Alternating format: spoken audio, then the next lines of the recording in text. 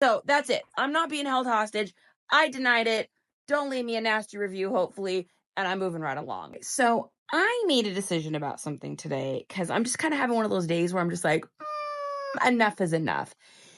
I have always been the kind of reseller that I will usually take an item back. So if someone wants to return an item, as long as they pay for shipping, I usually take it back.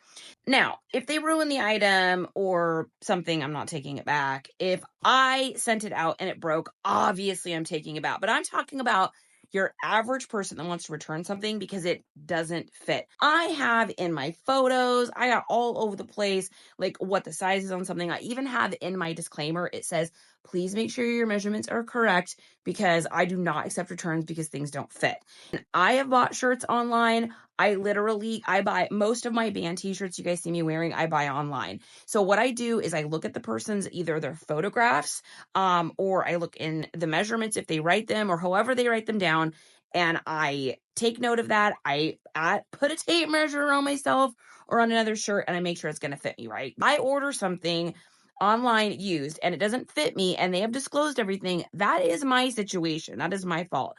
I got a return request today for a pair of jeans. Now, this pair of jeans, not only did I put in the measurements in the photos crisply, clearly everywhere, I also wrote the measurements down in the description. I don't even think I'm going to do anymore because ain't nobody reading those.